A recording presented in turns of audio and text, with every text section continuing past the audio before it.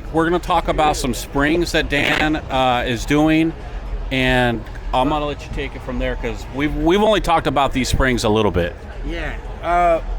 There's a lot of guys out there that are long traveling or standard travel, and they basically, E-Click might not be in the budget for them. So we did come up with settings for the stock shocks. Now, we got it quite a bit better, but at the end of the day, it's still a 2-inch front shock. But one big thing is the spring kit. So we are basically offering, which I know a lot of people think this is weird, as a single rate spring to take away. The middle of a stock shock has a lot of bleed, and it also makes it very wallowy, and then when it blows through, it's like hitting a step or hitting a wall. We're able to fill that gap in and have way less preload, especially for long travel.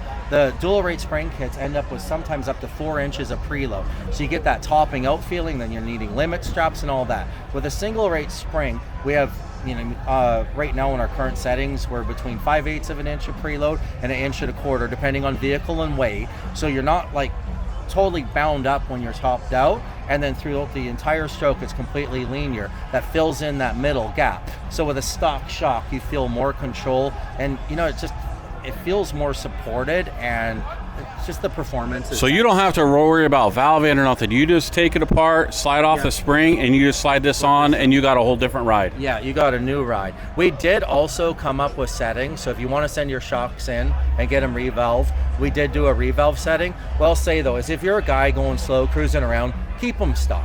Like, it's fine for that. Put a spring kit on, you're good. If you're a desert guy or glamis and want to start pushing it, we were able to get the shock more linear. So more middle stroke control, and we took out like the harsh hit, but still has good bottoming resistance. Try to make the shock just more linear, like how an E-Click shock or, a normal long travel setup goes, just to get the best out of these smaller shocks. $1 million question. How much is it? Spring kits are actually, it's kind of cool. The front is going to come with our billet piece and the guard to protect your shaft. The rear just comes with the billet piece, and it's going to be retailing at $599 for all 4 corners. Nice. With this. That's not bad, because I've spent $1,500 on Zebros before, maybe $1,200. I can't remember. That might have been with labor. It's been a while. So that's not. Those are usually about like $900 to $1,000 for a spring. They are up there, aren't they? Yeah. But now they're dual rate, not single rate. So you get more spring. You are getting more springs. You're getting 8 versus 4. Yep. You're getting a crossover bar or a crossover ring. Yep. And so there is a lot more to a Zebros dual rate versus a SDI single rate. Then you just got to figure out which one works the best. So from there, it's, And our whole opinion on that is with a stock shock, the limitations of the shock itself, and you're adding that much preload to hold it up, especially on a long travel. You got, 4 inches of preload. I know some of these kits are coming with.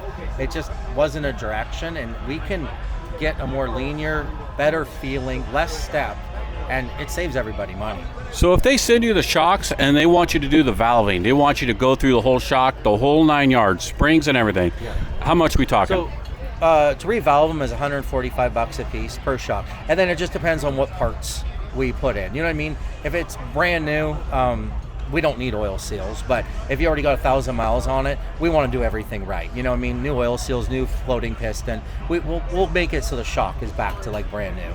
Piston bands, all that stuff wears out. So brand new, you're not going to need that, but a Fox rebuild kit is about $25 a shock, and then plus oil, which we actually got some new oil coming out too, but we'll do that another day. So $1,600, $1,700? Yeah, it's actually with the spring kit right in there, you're going to be like probably around $1,400. So $1,400, you send your shocks into him, they're going to completely rebuild them, new springs.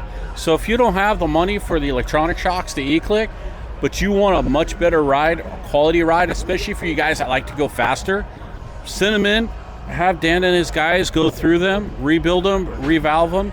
And do you put the, because I've been asked this about your stuff before, do you put in the nitrogen deals on the reservoirs? So actually we have 2 options for that. It's funny, we built Raptor adapters right now. So if you want to keep your stock bladder cap and stock volume, we have a little adapter and it makes it a needle. It's quick and easy, and it's about $50 to do all 4 shocks. But we also have an extended bladder cap for front and rear, 2.5 and 2-inch front. And what it does, it allows us to, it's more nitrogen, but we actually run a little bit more oil in to help keep the shock cool so it doesn't fade as fast, because we're allowed to move the free piston down. And that's so it's a chargeable. So it's another option. It's another option, but it adds $60 a shock. So we have basically both options. So, you can use a stock cap. There's guys that go and drill and put, like, I don't know, we're not into it. There's Schrader too much. valves. They do a weird Schrader valve and they glue them in. We won't do that. So we do have an adapter and we do have a whole bladder cap. So they're not modifying the shock, they're replacing parts to do it the right way. So some people, what he's talking about is they'll take the shock, they'll drill it out, they'll clean it, tap it, and do it. Dan's replacing parts. They're taking out this and installing something new. So you're getting a full build for still less than $2,000. And I know for a fact, I've paid high-end manufacturers over $3,000 for a comparable build. Granted, they're dual rate, not single, but it sounds like the single rate is a more cost-effective way to go. And with the stroke being a lot linear, it may be a better option. I don't know. A lot of people keep hammering me. I don't understand why SDI doesn't do a dual rate spring versus a single rate. Single rate just doesn't make sense to them. So, as a layman, break this down like I'm 2 years old. Why is a single rate better in your experience, not opinion, but experience? Why is a single rate better than a dual? So the big layman's term, expeditions are heavy. Okay. So dual rate has, like, all of our Razor normal and stuff, they're dual rate. That's what we would run. An Expedition has so much weight that to go and have it the right way, you end up with so much preload, it just doesn't make sense. The other thing about it is when the dual rate springs cross over, it is a step feeling. You know what I mean? You're going from it combines rate, but a lot of times it's 50% less and then it's ramping up. It's always a step. To get that, you have E-click shocks. They feel very, very linear all the way throughout the stroke. A single rate spring does that. Because you have all that extra mass, because Expeditions just weigh so much, a dual rate spring is just not needed. On a light car, it's nice because what you can do is it helps you set the ride height, get it in, and then when it crosses over, you have that performance. Well, you have so much more weight on the Expedition, we can compress the spring and get the ride height at the right amount. So especially for all the long travel guys that are just trying to crank all this preload in, it's just not the way to go. You'll be don't do that. That's bad. You'll be so much more happy with the ride. I've heard of people spending $5,000 to $7,000 on a long travel kit, rims, tires, and they don't even touch the shocks, and they wonder why it rides like crap. Well, you cannot do a long travel kit, you can't do portals without a shock upgrade, either springs, revolving, or all of the above. So when you do your stuff, you do your mid-travel, long travel, or portals, get with SDI. They'll get you all dialed in. He has built me a set for my portal unit. He's built me a set for my long travel unit, mid-travel.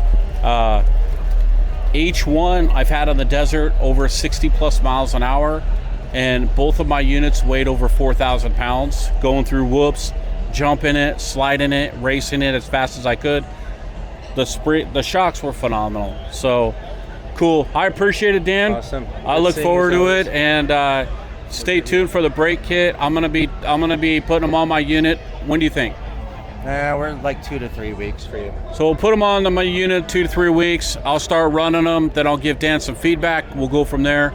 And then once we start going to production, I'll let you guys know. And X-Mods will be the first one to be a distributor for the SDI. Not the distributor, but the avenue.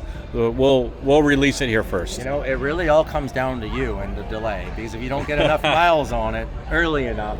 Say no more. We're just gonna... Say no more. My wife was like, "Where are you at?" I'm in Glamis. What? Yeah, I've done that a few times. I'll wake up at 2 o'clock in the morning, go to Glamis for the day, and come back. Yeah, I'm a little silly like that. I hope everybody has a great day. God bless, and go get them.